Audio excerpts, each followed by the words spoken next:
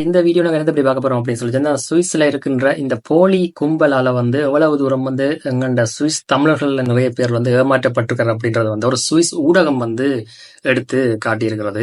முக்கியமாக குறிப்பாக கிட்டத்தட்ட 4 லட்சம் பிராங்குக்கு மேல சுவிஸ் காசுல பிராங்குக்கு மேல திரட்டப்பட்டிருப்பதாகவும் ஒரு தனிநபர் இருந்து அப்படி திரட்டப்பட்டிருப்பாங்க. அதுக்கூட மேலும் பல மில்லியன் கிட்டத்தட்ட பல மில்லியன் பிராங்க் அளவு காசு சுவிஸ் தமிழர்களிடமிருந்து ஏமாற்றப்பட்டு புடுங்கப்பட்டிருப்பதாகவும் சொல்லப்படுகின்றது.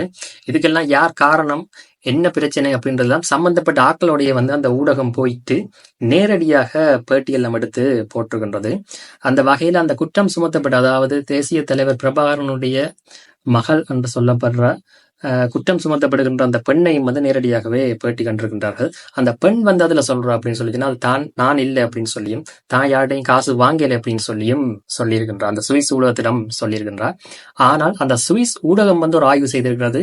அந்த பெண்ணின் முகத்தை மாவீரர் நாள் உரையில பெண்ணின் முகத்தோட செய்த சோதனையில 95% அந்த பெண் தான் அந்த பெண் மாவீரர் உரையை ஆற்றினது அப்படின்றது தெரிய வந்திருப்பதாக சுவிஸ் ஊடகமே தகவல் வெளியிட்டிருக்கின்றது.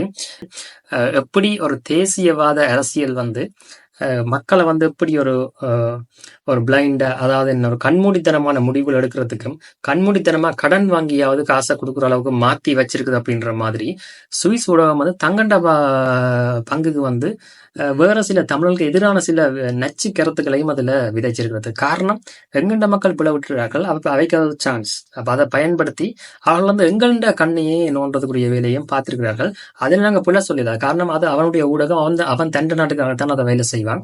அப்ப எங்களுக்கு நாங்க வழியாக்கள், இப்ப எங்களுக்கு நேரம் கிடைக்கிற நேரம் எங்களை குத்துறது தான் வாய்ப்பு இருக்கிறது. இதை நாங்கள் தவறு செய்து போட்டோம், எங்களோட தவறைத்தான் அவன் சுட்டி காட்டுறான். சுட்டி காட்டிக்க அவன் எங்களை குத்தத்தான் போறான். நாங்க ஏற்றுக்கொள்ளத்தான் வேணும். இப்ப இதுல இந்த பிரச்சனையை எப்படி அடுத்த கட்டமாக உலக தமிழர்கள் எதிர்கொள்ள போகிறார்கள் அப்படின்றத பற்றி எல்லாம் அதுல விவரமாக சொல்லியிருக்கிறார்கள்.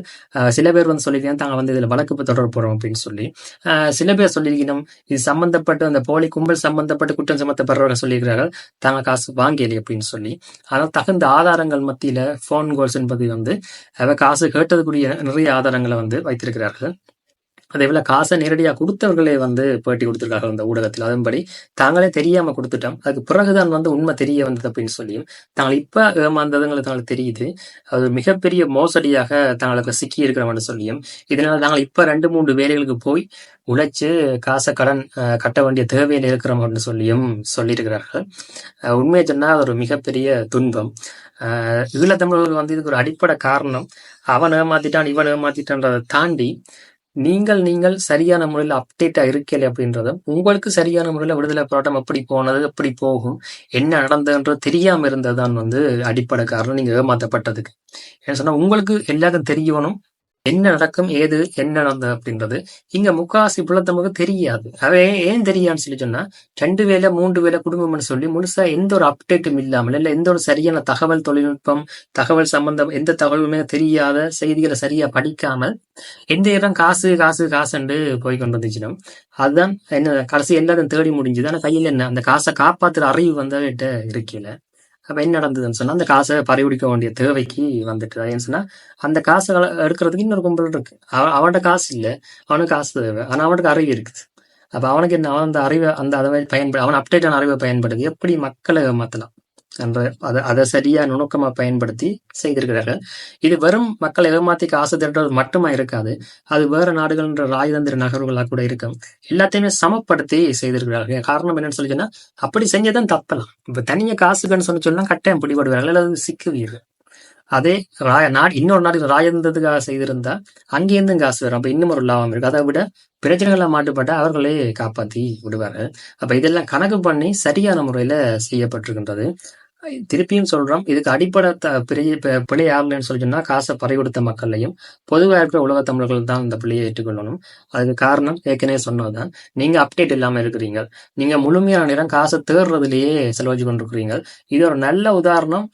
நீங்கள் அறிவை அப்டேட் பண்ணாமல், அல்லது உலக நடப்புகள் ஊர் நடப்புகளை சரியா தெரிஞ்சு கொள்ளாமல் என்ன நடந்திருக்குமன்றதே உங்களுக்கு தெரியாத மாதிரி உங்களோட மூளை இருக்கேக்க, வெறும் காசை மட்டும் தேடி நீங்க உழைச்சி வச்சீங்கன்னு சொல்லி சொன்னா என்ன நடக்கும்டா, அந்த காசுக்கு இதுதான் நடக்கும். ஏன்னு சொன்னா அந்த காசு உங்களால காப்பாற்ற முடியும். அப்படி ஏன் நீங்க முழுமையான நேரம் காசை உழைக்கிறதுல தான் போட்டிருக்கீங்க இல்லையா, காசை காப்பாற்றக்கூடிய அந்த மைண்ட் அப்டேட் வந்து உங்கள்ட்ட இருக்காது. அந்த அறிவு அப்டேட் வந்து உங்கள்ட்ட இருக்க போறீங்க.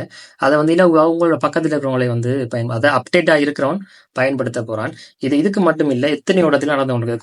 கோயில்களா இருக்கட்டும், இல்ல வேற சில விடயங்களா இருக்கட்டும், இந்த காசு சேர்க்கிற சம்பந்தப்பட்ட எல்லாத்துலயுமே வந்து இது நடந்து கொண்டான் இருக்குது. இல்ல ஊருக்கு உதவி செய்யறதா இருக்கட்டும், எல்லாமே இதுதான் நடந்து கொண்டிருக்குது. நீங்க கவனமா தான் நீங்கள் தான் உங்களோட காசை காப்பாற்றணும். மற்றது இன்னொன்று இருக்கு, காசின் விதி என்னன்னு சொல்லி சொன்னா, தன்னை காப்பாற்றாதவன்ட்டு அது இருக்காது ஒரு நாளும். இப்ப நீங்கள் நான் கஷ்டப்பட்டு உழைச்சேன், நேர்மையா உழைச்சேன், 2 வேலை செஞ்சேன், 3 வேலை செஞ்சேன், கஷ்டப்பட்டு உழைச்சேன், எல்லாம் பனியிலையும் குளிரிலையும் உழைச்சேன், சுவிசிலேண்ட் எல்லாம் கதையெல்லாம் எடுப்பறாது. நீங்க காசு உழைக்கிறீங்களா, உழைக்கிறதுக்குரிய அறிவையும் கூடவே அதை வளர்த்து கொள்ளுங்க.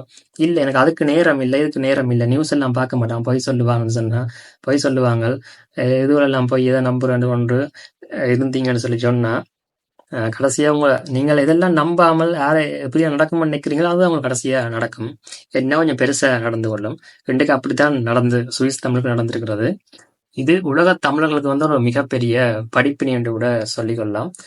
பார்த்து சூதானமாக இருங்கோ. இங்க உலகம் வந்து இப்படித்தான் இயங்குது.